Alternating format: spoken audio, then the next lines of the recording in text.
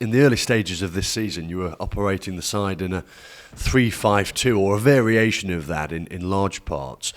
But since you've reverted to a 4-4-2 system, it has coincided with an upturn in results and performances. What is there to be said about that switch in shape? I think what it's given us is crosses higher up the pitch. So when you're playing with a back three and wing backs, the wing backs have performed well, but we kind of analysed where the crosses were coming in from, and they were deeper than the 18-yard box, which makes it very difficult to score from.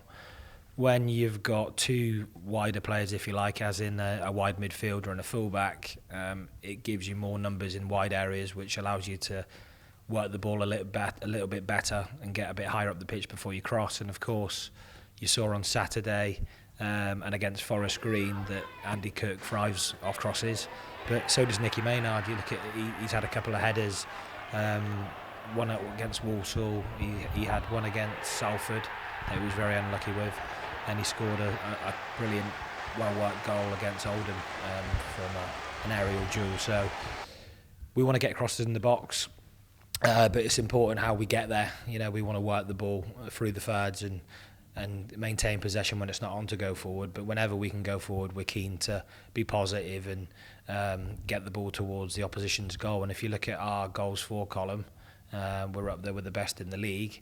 It's tightening up at the back that we need to concentrate on and maintain our kind of goal scoring record, because if we do that, I'm repeating myself, we'll keep working our way up the Football League. Are you settled on this 4-4-2 formation now? I think the good thing with the 4-4-2 formation, you can make subtle tweaks. There's been times when Otis Khan and Mako are quite narrow, which poses a problem for the opposition, because they're appearing in pockets where there's it can cause confusion in terms of who's marking him. Does the fullback come in? Does the centre half mark him? Do the opposition's midfielders mark them? So they've caused problems there. And when you've got attacking fullbacks like Mao and Kellen, who can get down the outside and provide the width, it has suited the players and the personnel within that 11. But you know, you've got out and out wingers in Dapo and CJ who can come on and play more attacking. But that's the beauty of 4-4-2. You know, it's not a traditional 4-4-2 that you've probably seen in England most consistently, and compared to other countries, you can play different variations, and who you play changes it. If Conor Shaughnessy plays in the middle of the pitch, he naturally gets on the ball and sits a little bit deeper, whereas if you played a box-to-box midfielder in there, again, it looks slightly different. Let's speak about records. And the record for the Stags so far this season, away from home, is the 4th best in Sky Bet League 2. With that said, do you still need to prove a point at home? Yeah, we touched on that on Saturday, didn't we? Our home form's been not good enough. We've had some unfortunate results, and other times we've underperformed. I think the support on Saturday gives us another gear. When they're singing the way they do and supporting the players like they did, I think it drives you on, and it breeds confidence, and it goes throughout the team. It spiderwebs through.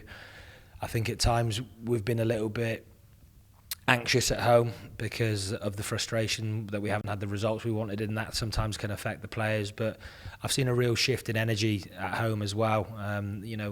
Being applauded off at half time, just the general shouts going to the players are a lot more positive than they were in the early parts of the season. And believe me when I say I know, because I've played numerous games for Mansfield, and when the home crowd are with the team, and that's the most important thing, are with the team, it makes a real difference.